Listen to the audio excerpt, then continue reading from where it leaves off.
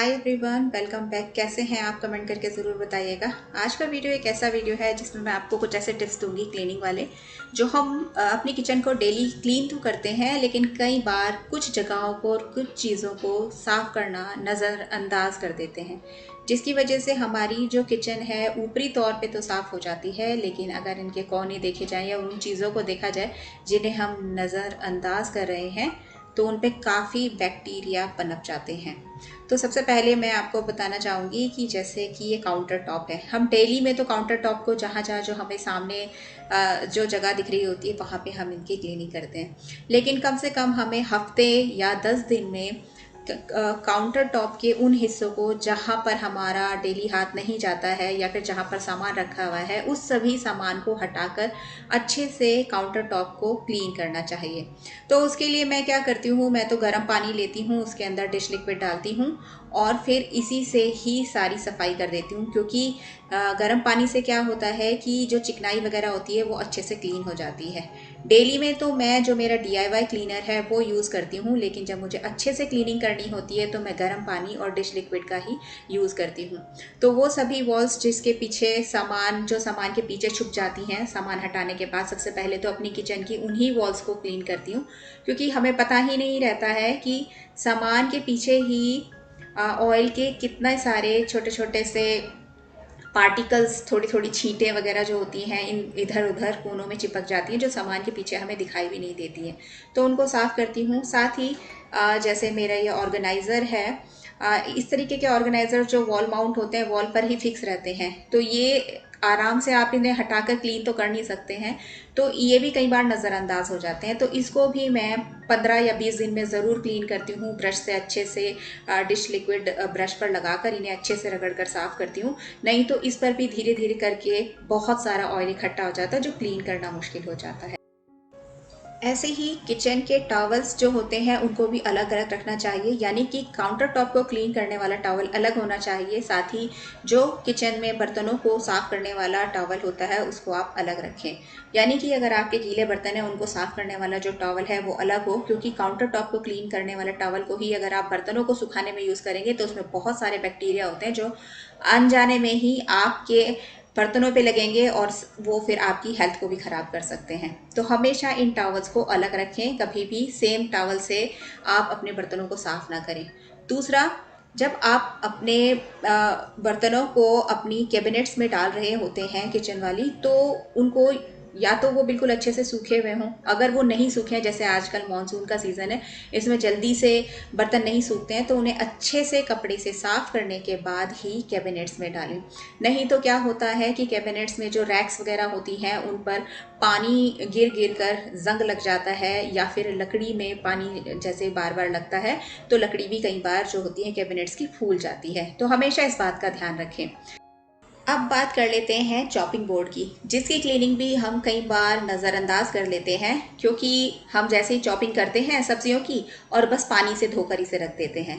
ऐसा करने से हमें ऊपर से तो लगता है ये बहुत अच्छे से क्लीन हो गया, लेकिन हमें नहीं मालूम कि इस पे सब्जियां काटते काटते धीरे धीरे इस पर बैक्टीरिया पनपने लग जाते हैं। तो सबसे पहले मैं इसको कैसे क्लीन करती हूँ, मैं गर्म पानी इस चॉपिंग बोर्ड के ऊपर अच्छे से डालती हूँ, पूरा इसे अच्छे से गर्म पानी से गीला कर लेती हूँ और उसके बाद डिश लिक्विड से और स्क्रबर से इसे अच्छे से रब करके क्लीन करती हूँ।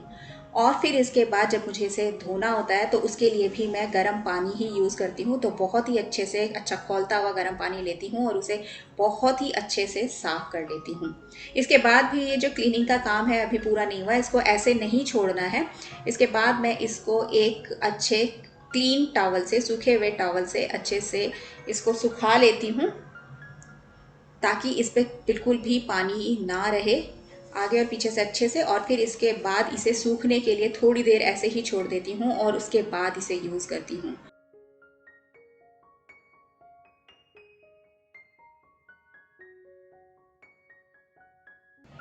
जैसे कि हमारी किचन में स्पून होल्डर या फिर जैसे मैंने ये स्पैचुला के लिए इस तरीके के पॉट रखे हुए हैं, इनको भी कई बार नज़रअंदाज कर दिया जाता है। इसमें अपने नाइस वगैरह हम धो के रखते रहते हैं, अपने स्पैचुला धो के रखते रहते हैं, लेकिन ध्यान ही नहीं देते हैं। और इनको क्लीनिंग की बहुत ज़रूरत है, कम से कम इन्हें हफ्ते या 10 दिन में ज़रूर क्लीन करना चाहिए, क्योंकि इनमें ऐसे ही, क्योंकि इनका जो ऊपर का हिस्सा है ये तो ओपन रहता है, इसमें धूल इकट्ठी होती रहती है और जो हमें दिखाई भी नहीं देती है। अगर हम इन्हें 8 या 10 दिन बाद देखेंगे तो हमें अपने आप पता चल जाएगा कि इनमें कितनी सारी धूल इकट्ठी हो गई है।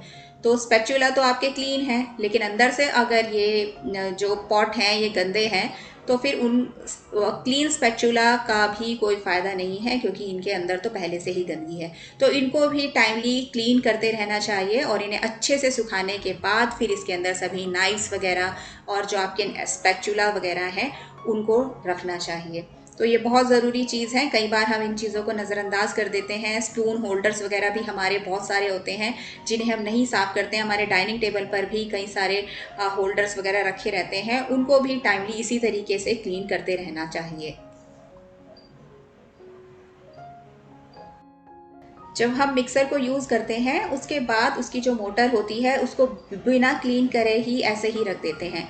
ऐसे धीरे धीरे कई बार हमारे चटनी वाले हाथ, कई बार हमारे सब्जियों वाले हाथ या कई बार चिकने हाथ जो होते हैं वो इस मोटर पर लगते रहते हैं और इस पर धीरे धीरे जो गंदगी है वो जमा होती रहती है। तो सबसे अच्छा तरीका यही है, जैसे ही आप इसे यूज़ करें हल्के से गीले कपड़े से, जिसको अच्छे से आपने निचोड़ रखा हो, उससे इस मोटर को एक बार क्लीन कर देंगे तो इस पर किसी भी तरीके के गंदे दाग नहीं होंगे और ये कभी गंदी होगी भी नहीं। फिर आपको एक साथ इसको सफाई करने की जो होता है ना, आप टाइम निकाल कर फिर आपको उसे साफ़ करने की ज़रूरत नहीं, क्योंकि इसे आप हर बार साफ़ कर रहे हैं। तो जब आप इसे हल्के गीले कपड़े से साफ़ करें उसके बाद एक सूखे कपड़े से भी अच्छे से पोंछ कर फिर इसे इसकी जगह पर रखें और कोशिश करें कि जहाँ पर भी इसे रखें कवर करके रखें ताकि इस पर धूल और गंदगी बिल्कुल भी ना हो। मेरा जो ये मिक्सर है इसे 2 साल हो गए हैं और इस पर अभी तक चमक बरकरार है और ना ही इस पर कभी इस तरीके के चिकने हाथ लगते हैं, क्योंकि मैं जब भी इसे यूज़ करती हूँ उसके बाद इसे साफ़ करके रखती हूँ। और कई बार हम ये जो इसके जार होते हैं, साथ ही जो हमारा चॉपर होता है, इसको पानी से धो के रख देते हैं। हमें पता ही नहीं चलता, धीरे धीरे इसमें सब्जियों की जो स्मेल होती है, प्याज की जो स्मेल होती है वो इकट्ठे होने लग जाती है। तो जब भी आप यूज़ करें उसके बाद इसे अच्छे से मांज कर रखें। साथ ही जो हमारा मिक्सर का कवर है इसका भी ऊपर रबड़ वगैरह निकाल कर ही इसे अच्छे से साफ़ करें, नहीं तो इस रबड़ के थ्रू भी बहुत सारी जो गंदगी है यहाँ इकट्ठी हो जाती है और इसमें फिर स्मेल आने लग जाती है।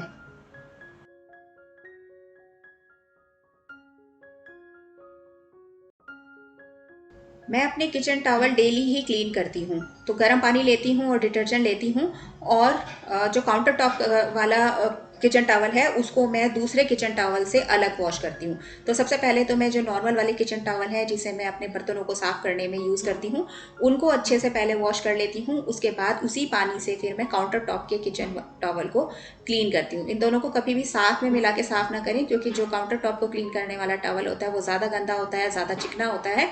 तो इसको हमेशा अपने नॉर्मल किचन टॉवल से अलग ही साफ़ करें और कोशिश करें कि ये डेली ही साफ़ किए जाएं, नहीं तो इनमें भी काफ़ी स्मेल हो जाती है। एक ही दिन में इनमें चिकनाई और स्मेल दोनों ही बहुत ज़्यादा हो जाती हैं। और जब बर्तन वॉश करते हैं उसके तुरंत बाद ही जो टैप है किचन का उसको भी सामने से साफ़ कर दिया जाए तो बहुत ही अच्छा होगा, क्योंकि इन पर भी सोप वाले हाथ, साथ में खाने के हाथ जो लग जाते हैं जिससे टैप बहुत ज़्यादा गंदा हो जाता है। तो एक बार अगर आप बर्तन धोते हैं तो बस 1 मिनट का ही टाइम लगता है। इनको भी एक बार स्क्रब कर दिया जाए और डिश लिक्विड से साफ़ कर दिया जाए तो एकदम से इसमें भी चमक जो होती है वापस आ जाती है और ये गंदा भी नहीं लगता है। और कई बार हम अपने जो बर्तनों का स्क्रबर होता है इसे नज़रअंदाज कर देते हैं। तो यूज़ करने के बाद इसको अच्छे से पानी से धोएं। इसमें बिल्कुल भी सोप वगैरह या फिर खाने के फूड पार्टिकल्स वगैरह बिल्कुल भी नहीं होने चाहिए। अच्छे से धोने के बाद इसे अच्छे से निचोड़ कर फिर इसको मैं धूप में 1 दिन में 1 बार ज़रूर रखती हूँ। मैं महीने या 15 दिन में वेट नहीं करती हूँ कि मैं इसको गर्म पानी में उबालूं। तो सबसे अच्छा तरीका यही है, इसे अच्छे से पहले धो लीजिए और इसे हवा में या फिर धूप में सुखाने के लिए रख लीजिए। इसमें स्मेल भी नहीं होगी और बैक्टीरिया भी नहीं होगा। तो इस चीज़ को बिल्कुल भी नज़रअंदाज ना करें। कई बार हम सफाई तो करते हैं लेकिन इस चीज़ को भूल जाते हैं। ठीक, अपने जब भी आप अपनी किचन में काम करें उसके बाद अपनी किचन को, बर्तनों को धोने के बाद अपने सिंक को ज़रूर साफ़ करें, अच्छे से मांजें इसको। अगर आपके पास टाइम नहीं है तो दिन में कम से कम 1 बार ज़रूर अपनी सिंक को अच्छे से मांजना चाहिए, क्योंकि इस पर बहुत सारी चिकनाई होती है। बर्तन होते हैं, बर्तनों को खाना होता है और उनसे जो बैक्टीरिया होता है वो सिंक में बहुत ज़्यादा फैलता है। तो हमेशा अपनी सिंक को मांज कर रखिए, नहीं तो इस पर बहुत दाग धब्बे लग जाते हैं और साथ ही साथ चिकनाई भी बहुत ज़्यादा इस पर इकट्ठी हो जाती है और इसमें से भी स्मेल आने लग जाती है। जब आप इसे अच्छे से मांज लें, उसके बाद धोने के बाद इसको एक सूखे कपड़े से अच्छे से पोंछ दें ताकि इसमें पानी के बिल्कुल भी दाग ना लगे। तो बस यही थे मेरे कुछ टिप्स जो मैंने आपके साथ शेयर किए। अगर पसंद आए तो इसे लाइक कर दीजिएगा, अपने दोस्तों के साथ शेयर भी कर दीजिएगा। मिलूंगी आपको जल्दी नेक्स्ट वीडियो में, तब तक के लिए बाय।